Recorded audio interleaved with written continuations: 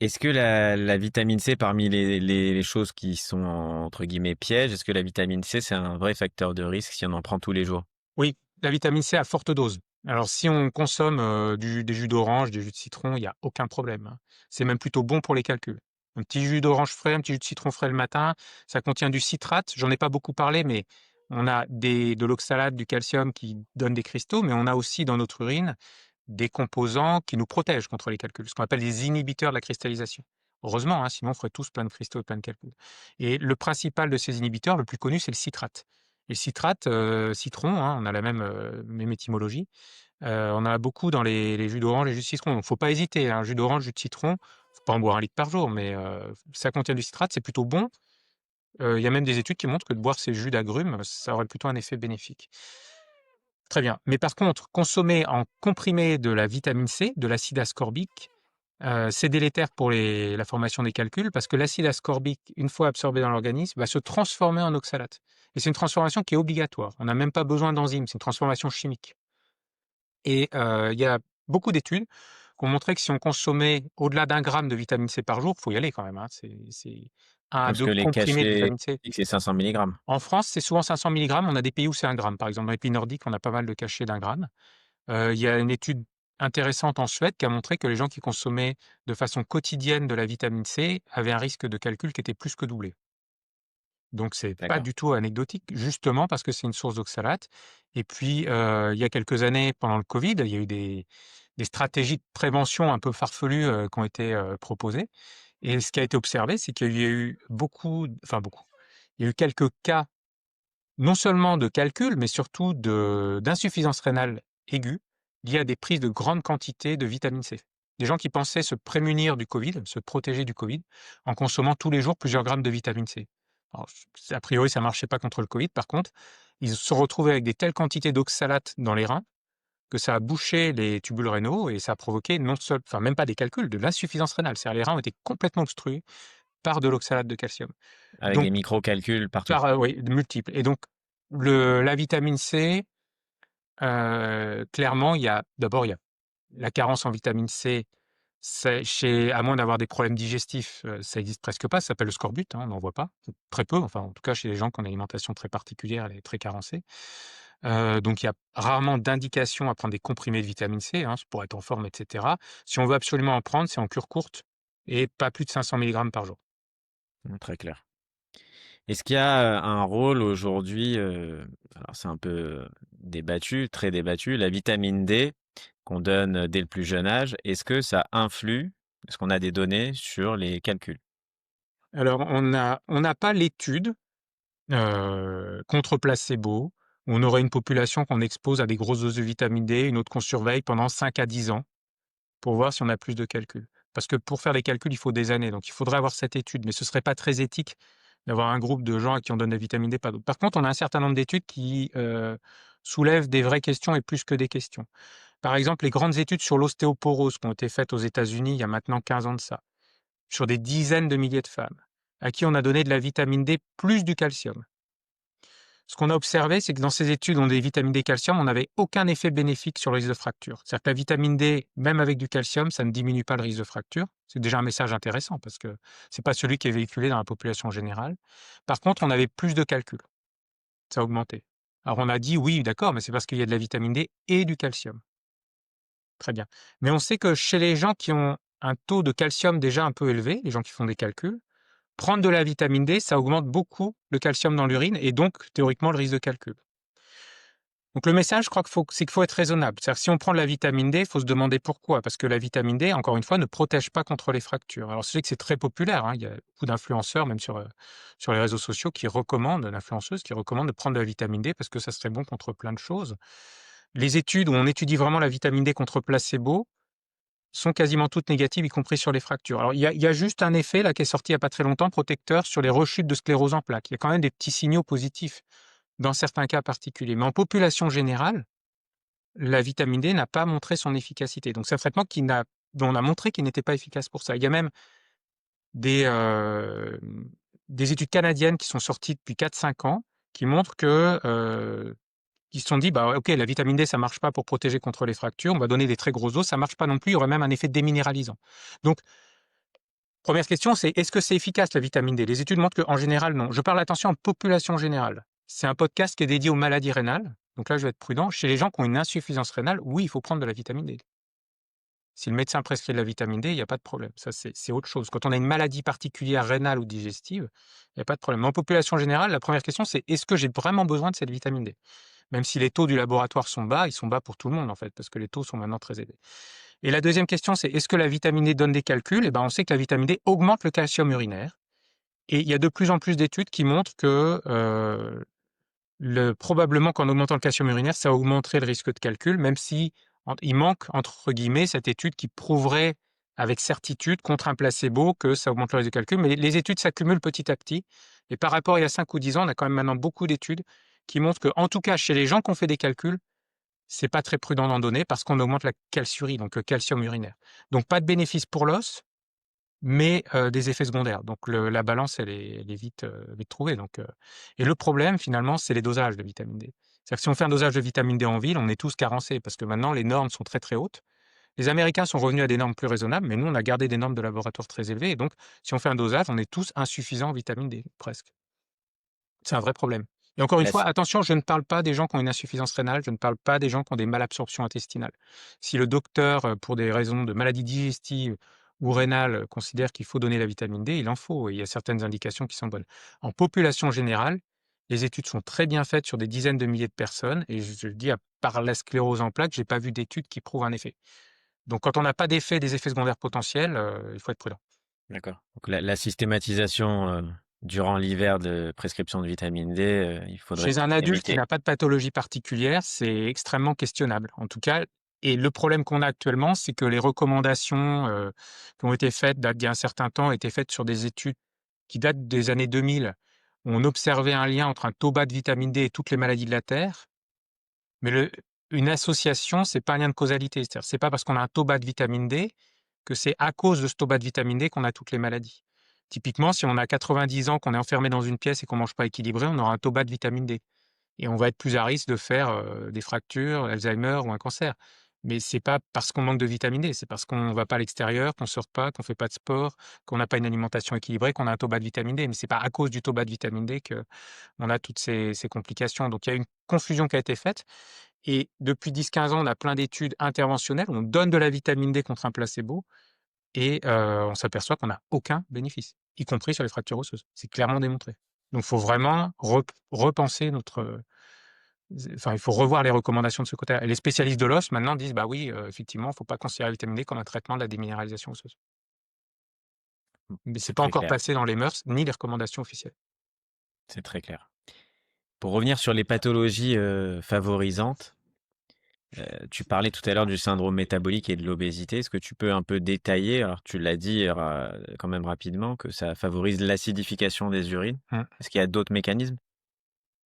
C'est surtout celui-là. C'est-à-dire que il y a en fait, quand on a cet état prédiabétique, hein, ce syndrome métabolique, donc encore une fois, c'est un surpoids, une hypertension, des triglycérides élevés, tour de taille donc qui est augmenté, qui est lié au surpoids aussi.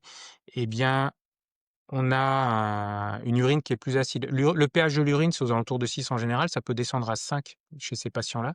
Et à ce moment-là, quand l'urine est plus acide, les cristaux d'acide urique vont se former. C'est vraiment le principal facteur, c'est cette acidification excessive de l'urine. L'acide urique, il va précipiter, il va former des cristaux et des calculs quand l'urine est acide. Après, l'autre facteur de risque que j'ai un petit peu évoqué, c'est quand il y a beaucoup d'acide urique. Si on a la combinaison d'un pH urinaire acide et de beaucoup d'acide urique, alors là, c'est sûr qu'on va avoir un risque de calcul d'acide urique qui augmente beaucoup. Et beaucoup d'acide urique, ça peut être quand on mange trop de fructose, donc on boit trop de fructose, hein, les sodas, les sucres industriels. Ça peut être aussi des apports de protéines élevés. Et on dit classiquement les abats, mais en fait, c'est les protéines en général, hein, qui sont des sources de la viande, hein, qui sont des sources d'acide urique. Donc ça, la combinaison des deux, donc typiquement, quelqu'un qui serait en état de syndrome métabolique et qui aurait une alimentation un peu déséquilibrée, qui mange trop de sucre, trop de protéines, va être à fort risque. Ça, c'est pour l'acide urique. Et tout à l'heure aussi, tu citais les patients qui ont des troubles digestifs. Mmh. Pourquoi les troubles digestifs? En dehors de la déshydratation, quel est le lien? Alors les troubles digestifs, c'est, les gens qui ont des malabsorptions intestinales, vont avoir des malabsorptions des vitamines, hein, de la vitamine D, on en parlait, mais des malabsorptions des graisses. C'est des patients qui sont à haut risque de calcul d'oxalate de calcium là aussi, parce qu'il y a un phénomène un peu particulier qui se passe quand on n'absorbe pas bien les graisses, c'est que dans le côlon, on va avoir un effet indirect de cette malabsorption des graisses qui fait que les gens vont absorber beaucoup plus d'oxalate. Et les gens, par exemple, qui ont des insuffisances pancréatiques, parce qu'ils ont eu des pancréatites, ou les gens qui ont des syndromes de grêle-court, c'est-à-dire à qui on a réséqué une partie de l'intestin, ou des gens qui ont des maladies inflammatoires de l'intestin, comme la maladie de Crohn avec une atteinte d'une partie de l'intestin grêle qu'on appelle l'iléon. Ces gens qui auront des malabsorptions des graisses, donc ils vont ne pas absorber des graisses, des vitamines, et cetera, et de façon paradoxale, ils vont absorber plus d'oxalate dans le côlon, et cet oxalate, va bien falloir qu'il sorte, et il va sortir dans les voies urinaires par le rein. Ils auront ce qu'on appelle une hyperoxalurie d'origine digestive. On appelle ça l'hyperoxalurie entérique. Et il y a une catégorie de la population qui a ça, c'est chez les gens chez qui on induit de façon artificielle une malabsorption. Chez les gens qui ont des bypass digestifs, on va dériver une partie de l'intestin grêle et pour maigrir, hein. Donc l'objectif, c'est une chirurgie de l'obésité. Alors ça marche très bien. On va perdre 30, 40, 50 kilos, c'est parfait. Mais une des conséquences, c'est que, d'abord, c'est les gens qui boivent moins parce qu'on va, enlever une partie de l'estomac. Donc, dès qu'on boit un peu trop, enfin un peu C'est trop, mal dès qu'on boit un toléré. peu, on a une sensation de satiété, on n'a plus envie de boire. Donc le volume d'urine va diminuer, première conséquence. Et puis l'autre conséquence, c'est qu'il y aura cet effet de malabsorption intestinale, enfin ça dépend des montages, chirurgicaux, et un risque d'augmenter l'oxalate dans l'urine, donc un risque de calcul très augmenté. Et on s'aperçoit actuellement que chez les gens notamment qui ont des intestins grêles courts ou qui ont ces pathologies digestives de malabsorption un peu sévères, non seulement il y a des calculs plus fréquents, mais il y a également des développements d'insuffisance rénale. Et on pense que là aussi, comme pour chez les gens qui ont pris des grosses doses de vitamine C, l'oxalate va précipiter dans le rein lui-même, obstruer les tubules rénaux et provoquer de l'insuffisance rénale, parfois chronique.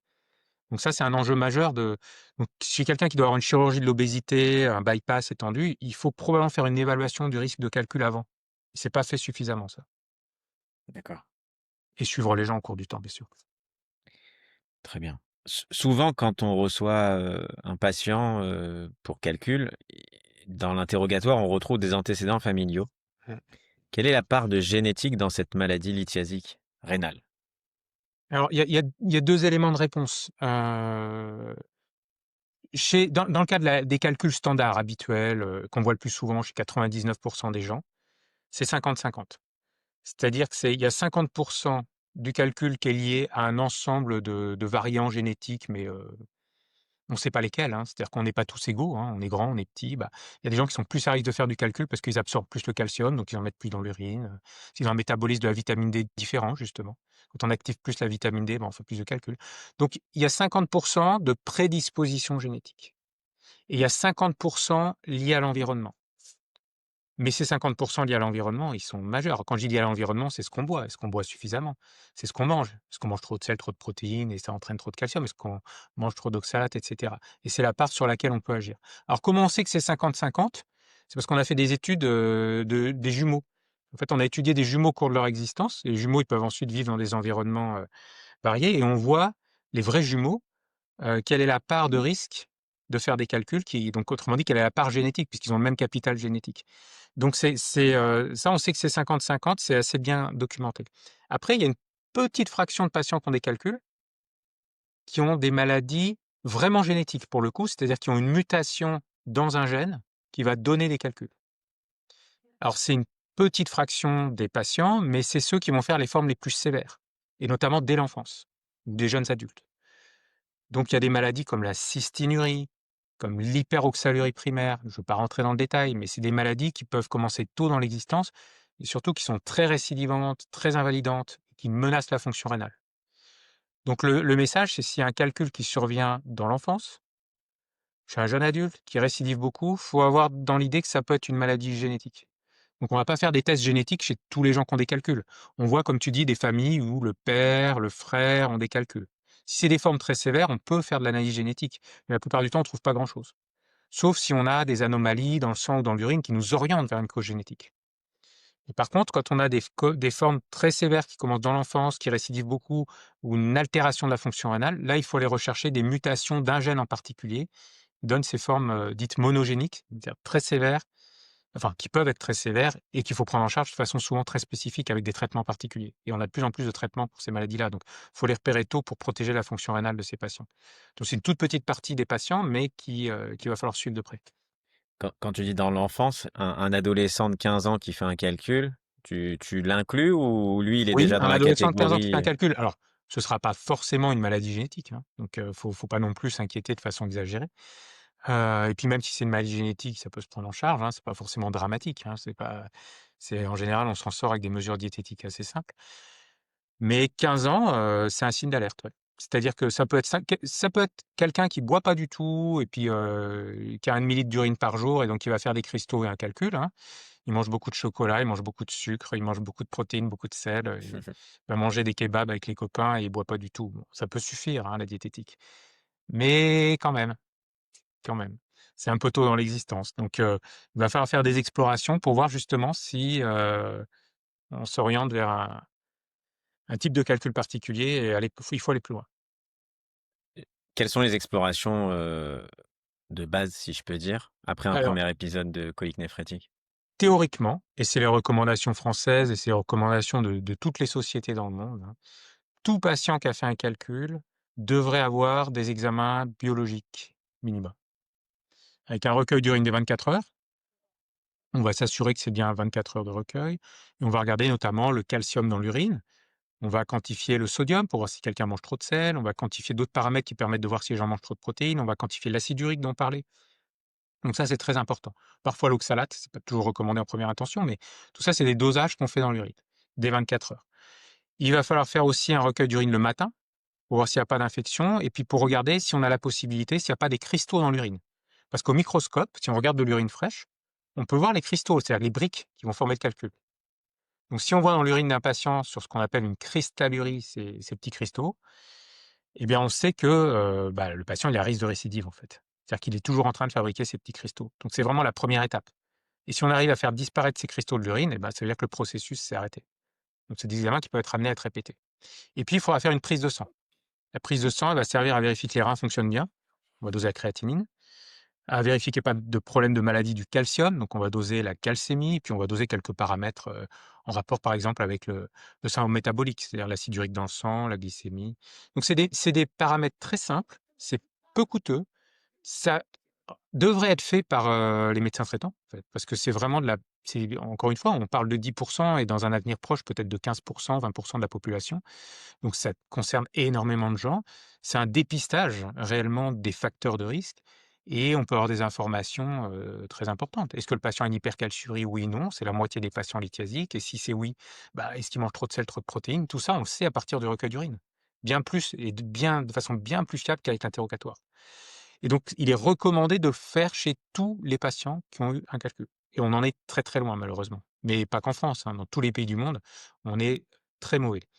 Et c'est dommage parce qu'on a ces méthodes de caractérisation des facteurs de risque de calcul qui sont facilement accessibles, pas chères, heu, pas si difficiles que ça à interpréter et donc comme c'est pas de la médecine générale, le message, c'est que tout patient qui a des calculs, il devrait voir un néphrologue ou un urologue qui s'intéresse au côté métabolique, et à cette prise en charge et l'autre aspect de l'analyse, c'est le calcul lui-même.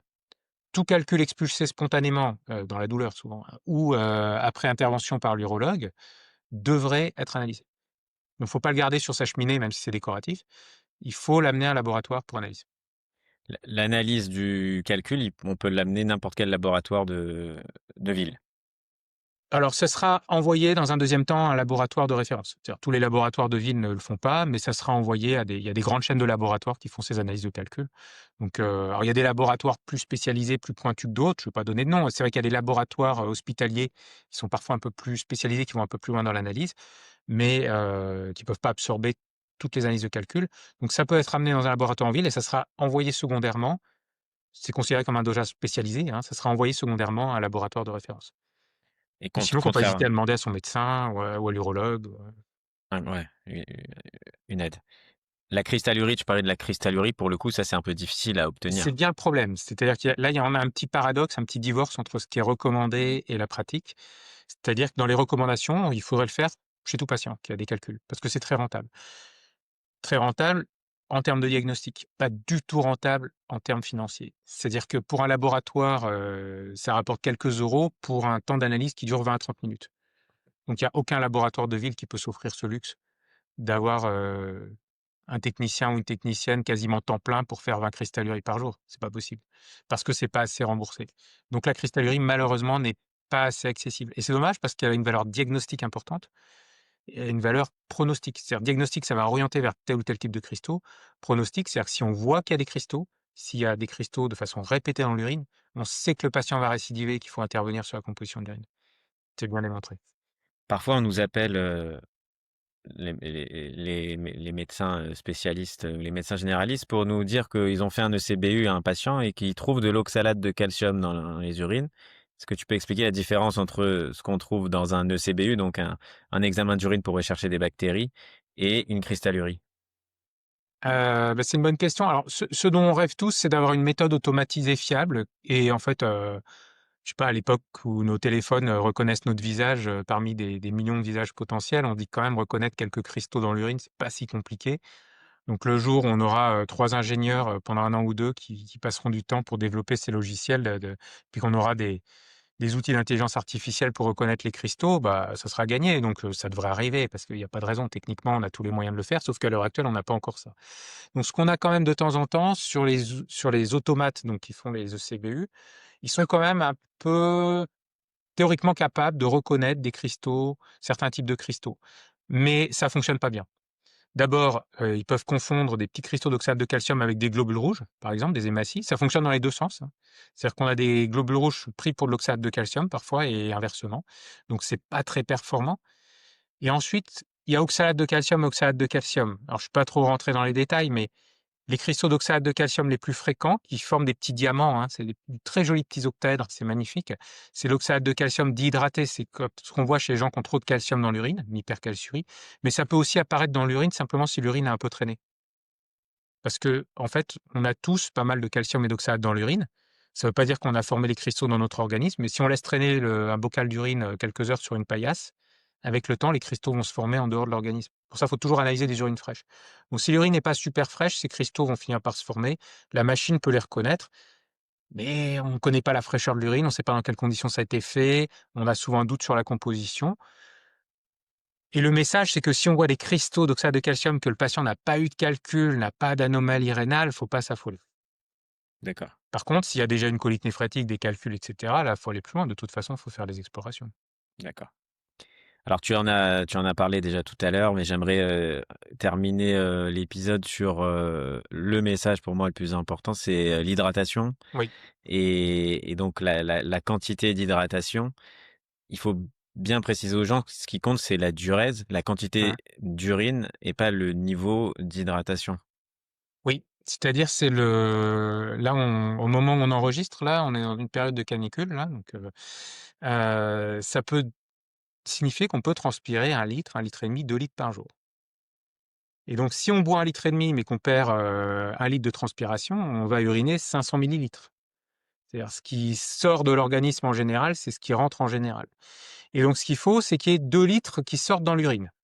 Et pour qu'il y ait 2 litres qui sortent dans l'urine, si on transpire très peu, bah, c'est à peu près boire 2 litres, hein. Il y a un petit peu d'eau qui vient des végétaux et cetera, qui compense ce qu'on va perdre avec les poumons et cetera. Donc globalement, si on boit 2 litres et qu'on transpire très peu, on urine 2 litres. Si on transpire beaucoup, qu'on a des diarrhées par exemple, patient qui aurait 2 selles, 3 selles par jour, eh ben, il faut boire encore plus pour qu'il y ait 2 litres d'urine par jour. Donc là, en période de canicule, quelqu'un qui va faire un travail extérieur, transpirer 3 litres par jour, s'il a des calculs, il faut qu'il boive 5 litres. C'est-à-dire les 3 litres de transpiration plus les 2 litres de boisson. Et ça, c'est un vrai problème dans certaines professions. C'est-à-dire, c'est typiquement, les gens qui travaillent dans les cuisines. Ils n'ont pas le temps de boire, ils courent à droite à gauche, l'atmosphère est surchauffée, ils transpirent beaucoup. Les boulangers, dans le four. Donc, ils disent: «Ah mais je bois 2 litres par jour docteur». Mais oui, mais il y a 500 millilitres à la fin, vous transpirez beaucoup. C'est les gens qui ont des diarrhées en général. Les périodes de forte chaleur, les sportifs. Toujours intéressant de savoir si, vous avez un patient hyper sportif qui transpire 1 litre quand il va à la salle, bah, il faut qu'il boive 1 litre de plus. Ouais. Alors, comment savoir si on urine suffisamment? Encore une fois, le seul moyen de le savoir avec certitude, c'est de faire un vrai recueil d'urine 24 heures dans un bocal. Théoriquement, tout patient qui a des calculs devrait le faire, puisque ça fait partie du bilan initial. Si c'est pas le fait, si c'est pas le cas, parce qu'on est dans la vraie vie, ce qu'on peut surveiller, c'est si l'urine est claire. Alors, c'est pas parfait, hein, mais si l'urine est foncée, c'est qu'elle est probablement trop concentrée, il faut qu'elle soit jaune pâle. Alors évidemment, il y a des bémols, hein, ce que je raconte, c'est pas parfait. Et on voit bien quand on se lève le matin que l'urine est plus foncée. Et si quand on se lève le matin, l'urine est très foncée, bah, ça veut dire qu'il faut boire plus la veille au soir. Ça aussi, c'est un petit. Il n'y a aucune étude qui montre que boire la veille au soir, ça protège contre les calculs, mais ça paraît du bon sens de se dire que si on a une urine qui est pas trop concentrée en fin de nuit, elle le sera forcément un peu. Bah, comme c'est surtout quand l'urine est concentrée qu'on fait les cristaux et les calculs, peut-être que ça peut améliorer les choses. Alors, il faut pas se gâcher la vie, hein. C'est-à-dire que le sommeil, c'est très important. Parce qu'il y a parfois des messages qui passent qui sont, buvez énormément le soir, comme ça va vous forcer à vous lever la nuit et vous allez uriner, boire de l'eau la nuit et comme ça votre urine soit diluée le matin. Sûrement pas parce que le sommeil, un bon sommeil, ça protège contre les maladies cardiovasculaires et contre le cancer, hein. Ça c'est enfin, on sait qu'un sommeil altéré, favorise ces maladies, donc il faut préserver le sommeil, ça c'est fondamental. Mais on peut trouver un juste milieu, c'est-à-dire boire beaucoup jusqu'à 1 heure avant de se coucher, aller uriner et puis, faire en sorte que l'urine du matin soit pas trop concentrée et puis après, il y a beaucoup de gens qui, de toute façon, vont se lever la nuit. Il y a des tas de gens, des hommes, mais aussi des femmes, qui vont se lever la nuit et ben, s'ils se lèvent la nuit pour aller uriner, ils prennent un grand verre d'eau et comme ça, l'urine du matin sera plus diluée. Donc il y a la notion de volume qui est importante, mais la notion de répartition, c'est pas prouvé scientifiquement, mais bon, vu ce qu'on sait de la formation des cristaux, on dit que c'est probablement assez justifié. C'est du bon sens. Mmh. Et est-ce que, c'est souvent une question qu'on nous pose, est-ce qu'il y a une eau en particulier? Est-ce qu'il faut préférer l'eau minérale, l'eau du robinet? Et si c'est l'eau minérale, laquelle? Alors c'est une question qu'on pose effectivement, qu'on entend tout le temps. L'eau du robinet est très bien sur le plan de la composition. Alors très souvent, ce qu'on entend, c'est: «Oui, mais docteur, là, mon eau, elle est très calcaire chez moi. Elle contient beaucoup de calcium et j'ai des calculs de calcium». Alors l'eau très calcaire, à Paris, l'eau par exemple qui est censée être calcaire, c'est 80 milligrammes par litre de calcium dans l'eau, d'accord? On est censé manger par jour 800 milligrammes de calcium. C'est-à-dire qu'avant d'avoir les apports recommandés en calcium, si on boit de l'eau parisienne, mais l'eau de la plupart des régions, les régions où l'eau est très calcaire, elle est à 120, grand maximum 150. Alors dans les Vosges, ça peut monter plus haut, mais elle est plus calcaire, bien sûr. Mais il faut y aller quand même, hein. Et puis de toute façon, si on boit 8 litres par jour, on va être protégé contre les calculs, ça, il y a pas de problème. Donc l'eau, c'est encore une fois, hein, on n'insistera jamais assez, c'est le meilleur traitement préventif de la récidive. Boire beaucoup, c'est vraiment très important. Donc l'eau du robinet, parfait. Si on n'aime pas le goût, on peut prendre des eaux en bouteille. Alors il y a beaucoup de gens qui disent: «Moi je prends une eau», je ne vais pas citer de marque, mais une eau très peu minéralisée. Bah, non, enfin, je veux dire, vous pouvez prendre une eau avec une minéralité intermédiaire, quoi. Alors par contre, là où il faut faire peut-être un petit peu attention, et là je vais citer les noms, c'est les eaux les plus riches en minéraux. Contrex, Hépar, Courmayeur, qui elles contiennent les eaux vosgiennes, qui contiennent beaucoup de calcium. Alors on peut en consommer, hein, mais peut-être pas 2 litres de Contrex. C'est-à-dire on arriverait à quasiment 1 gramme de calcium par jour. Si on prend en plus des produits laitiers, là c'est trop. Donc ces eaux particulières très minéralisées, pourquoi pas? C'est même parfois quelque chose qu'on peut proposer aux patients. Il y a beaucoup de patients qui disent: «Ah moi je déteste le lait, les produits laitiers et cetera». On voit qu'ils consomment très peu de calcium. Ils ont pas mal d'oxalate et on se dit que ce serait pas mal qu'ils aient un peu de calcium dans les apports alimentaires pour attraper l'oxalate. Donc parfois, sans avoir beaucoup de preuves là aussi que ça marche, on leur dit: «Bah écoutez, à ce moment-là, pendant le repas, prenez, un petit peu de Contrex ou même des eaux qui ont une minéralisation intermédiaire». Vittel par exemple, c'est un peu moins, c'est même nettement moins, mais c'est entre 2. Donc essayez d'avoir des apports calciques par les os à ce moment-là. Parce que encore une fois, hein, l'idée c'est de pas de restreindre trop les apports calciques, il faut qu'ils soient juste normaux quoi et appropriés. Donc pas d'excès dans un sens ou dans l'autre, mais il faut pas non plus se focaliser vers des eaux, très peu minéralisées parce qu'encore une fois, si les gens veulent boire des eaux très pauvres en minéraux, pas de problème. Ce qu'il faut, c'est boire beaucoup de volume. Mais ça peut être aussi alors, une autre possibilité aussi si on n'aime pas l'eau, ça peut être de rajouter un jus de citron pour le goût, ça peut être il y a des gens qui me disent: «Est-ce que je peux mettre du sirop?» Oui, pas de problème, ce qui compte, c'est le volume. Après, c'est les apports de sucre, c'est pas forcément bon pour la santé. Mais ce qui compte, c'est le volume. Ça peut être de la soupe si on veut, hein. Ouais. L'hiver, c'est facile. Soupe, Exactement. velouté, Ça peut être encore une fois du thé, hein, alors plutôt du thé vert ou du thé, que déplété thé en eau de noir. salade, mais il Ouais, faut du volume. très bien. Eh bien, écoute, merci beaucoup. Avec plaisir. On a abordé, je crois, beaucoup de questions que peuvent se poser les gens qui sont atteints de calcul. Et je crois que tu as eu des réponses très, très, très pertinentes ça va apporter beaucoup de valeur pour les gens qui écoutent. Pour la petite histoire, l'épisode sur la toxicité rénale du lissage capillaire, donc avec le docteur Thomas Robert, le médecin qui a fait les analyses en laboratoire, c'était toi. Donc, pour les gens qui ont écouté l'épisode, c'était l'épisode 2. Donc, c'était le professeur Le Tavernier qui avait fait les analyses avec les souris pour découvrir donc la toxicité du lissage capillaire. Donc, je vous convie à écouter si vous l'avez pas déjà fait. C'est un épisode très, très, très intéressant. Emmanuel, vraiment merci beaucoup. Et puis, je te dis à bientôt et pourquoi pas pour un nouvel épisode de podcast. Merci Anthony, à bientôt. Merci, au revoir.